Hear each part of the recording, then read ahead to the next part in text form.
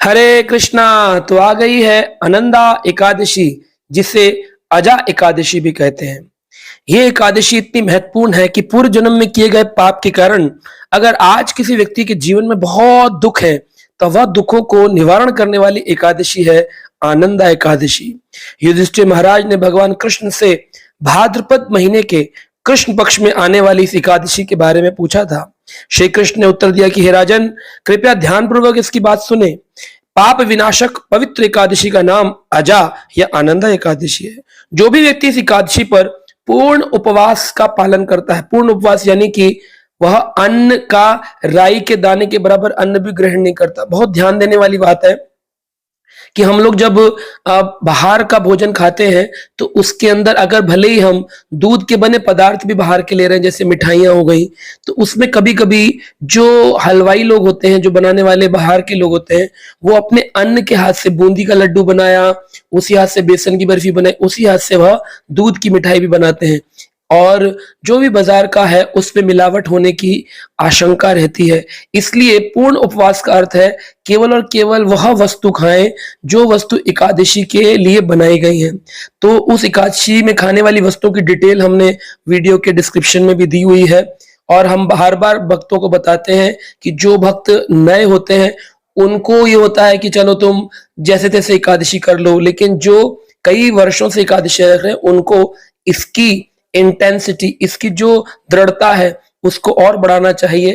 केवल वही खाना चाहिए जो अनुकल्प हो। अनुकल्प यानी वो आहार जैसे कि मूंगफली दाना, दूध और गाय का दूध विशेष करके, और घी, या फिर जो तेल में आप बनाते हैं आलू वगैरह को, तो उसमें तेल भी केवल मूंगफली दाने का तेल होना चाहिए, है ना, और कोई नहीं होना चाहिए। कई बार लोग तेल वो यूज कर लेते हैं जो कि अन्न का बना हुआ तेल होता है ना, सरसों आदि का तेल, और वाइटल वगैरह में भी बहुत सारा कुछ मिलावट आती है। तो विशेष करके ध्यान दें हर चीज में कि हम कहीं रंच मात्र भी, नमक कौन सा लें, सेंधा नमक केवल, हम जीरा ना खाएं, हरी मिर्च ना खाएं, है ना, हम टमाटर ना खा लें। ऐसे बहुत सारे नियम दृढ़ता से पालन करने के लिए एकादशी पंजिका हमने बना दे रखी है, जो कि गौड़ीय वैष्णवों की पंजिका है। अभी वर्णन आता है कि जब भगवान कृष्ण, जो इंद्रियों के स्वामी ऋषिकेश हैं, उनकी आराधना करने से समस्त पापों से मुक्ति हो जाती है। ये एकादशी की महिमा श्रवण करने मात्र से भी पूर्व जन्म में किए गए पापों से मुक्ति होती है। तो भगवान कृष्ण ने बताया कि एक समय राजा हरिश्चंद्र, जो कि भगवान श्री राम के इक्ष्वाकु वंश के पूर्वज थे, वो पूरी जगत के सम्राट थे। राजा हरिश्चंद्र अयोध्या के राजा थे, इतने सत्यनिष्ठ थे। उनकी एक पत्नी थी जिनको चंद्रमती या तारामती कहकर पुकारा गया है, और उनका एक पुत्र था जिसे लोहिताश्व या फिर रोहित कहकर के बुलाया गया है। दुर्भाग्यवश एक समय ऐसा भी आया, पूर्व जन्म के कारण उनको स्वप्न में उनसे विश्वामित्र ऋषि ने एक प्रश्न किया कि मुझे राजन तुमसे दान चाहिए, और स्वप्न में उन्होंने वह दान विश्वामित्र ऋषि को प्रदान भी कर दिया। लेकिन जब वह राजा कुछ समय बाद अपने सभा में गए तो देखा कि राजा के दरबार में विश्वामित्र ऋषि आए। उन्होंने कहा, आपने मुझे स्वप्न में अपना संपूर्ण साम्राज्य दान दिया था, क्या आप इस बात को स्वीकार करते हैं? राजा बोला, स्वप्न में? सभी बोले, अरे स्वप्न की बात कैसे, स्वप्न की बात तो सत्य नहीं होती है। लेकिन हरिश्चंद्र अपने सत्य निष्ठा के लिए जाने जाते थे। उन्होंने कहा, स्वप्न में ही सही, लेकिन अगर हमने मुनि विश्वामित्र ऋषि को अपना सब कुछ दान दिया है तो हमें उस बात पर अटल रहना चाहिए। दान में राज्य मांगने के बाद विश्वामित्र ने उनका पीछा किया और वह नदी के किनारे तक गए, जहां पर अपना संपूर्ण राज्य समर्पित करने के बाद अपनी पत्नी और पुत्र के साथ वह जंगल की ओर जा रहे थे। उन्होंने कहा, मुझे दक्षिणा दो, क्योंकि तुमने दान तो दिया है। दान और दक्षिणा ये दो चीजें होती हैं। दान होती है जब हम वस्त्र, भूमि, जल, अन्न दान देते हैं, इसको दान कहते हैं।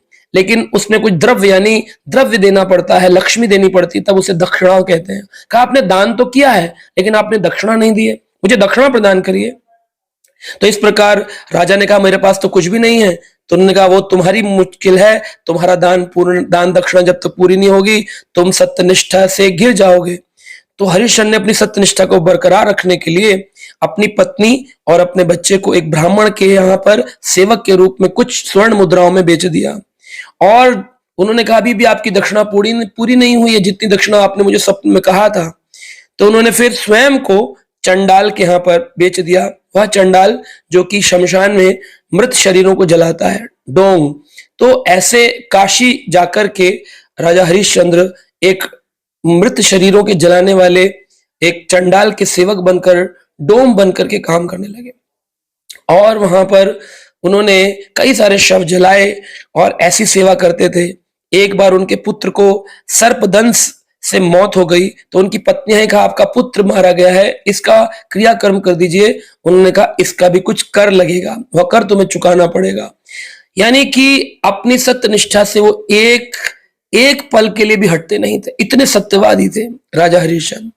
तो इस प्रकार वह जब जंगलों में घूम रहे थे, है ना, कहते हैं जिस प्रकार सोम रस को किसी अन्य तरल पदार्थ में मिला देने पर भी उसका अमृतत्व, सोम रस का अमृत जो अमृत है वो गुण खत्म नहीं होता है, उसी प्रकार राजा हरिश्चंद्र का चरित्र का त्याग नहीं हुआ, चाहे कितनी मुश्किलें आए। ये भक्ति के लिए सीखने योग्य है कि जीवन में कितनी भी परेशानियां आए, हम अपने चरित्र, अपनी सत्यनिष्ठा, अपने आचरण से हमें गिरना नहीं चाहिए।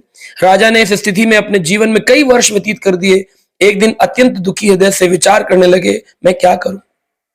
तो जब अपने पुत्र का वह संस्कार कर रहे थे और बड़े दुखी थे, वो समझ नहीं पा रहे थे क्या हो रहा है, तब उनको उसी काल में एक ऋषि की प्राप्ति हुई। और कहते हैं वह गौतम मुनि, गौतम ऋषि जो थे, वह अहिल्या के पति गौतम ऋषि, वह आए और उन्होंने कहा तुम हरिश्चंद्र एक कार्य करो, मैं देख पा रहा हूं पूर्व जन्म में किए गए एक पाप के कारण तुम्हें ये सब भोगना पड़ रहा है। तुम ऐसा क्यों नहीं करते, तुम अजा एकादशी या अनंदा एकादशी का व्रत करो, इससे तुम्हारे सभी पाप समाप्त हो जाएंगे। और उन्होंने अनंदा एकादशी का व्रत किया, उनके संपूर्ण पाप समाप्त हो गए। उनके पुत्र वापस जीवित हो गया, जो कि भगवान विष्णु ही उनकी परीक्षा ले रहे थे। इस प्रकार सत्यनिष्ठा पर पूर्ण रूपेण उतरने पर उनका भविष्य उज्जवल हुआ। और गौतम ऋषि के कहे अनुसार अजा एकादशी के व्रत से उनको समस्त कष्ट मुक्त हो गए। उनके मृत पत्नी व पुत्र उनको वापस मिल गए और वह पुनर्जीवित भी हो गए। अजा एकादशी का पालन करने वाले व्यक्ति निसंशय ही समस्त पापों से मुक्त होकर आध्यात्मिक लोकों को जाता है। इस एकादशी की महिमा के श्रवण और अध्ययन मात्र से व्यक्ति को अश्वमेध यज्ञ के समान पुण्य प्राप्त होता है। इसलिए यह कथा ब्रह्म वैवर्त पुराण में आती है कि भद्रपाद कृष्ण एकादशी जो है इसका अवश्य ही दृढ़ता से महिमा अनुसार पालन करना चाहिए, इसमें कोई चूक नहीं करनी चाहिए। आशा करते सभी लोग इस एकादशी को मनाएंगे।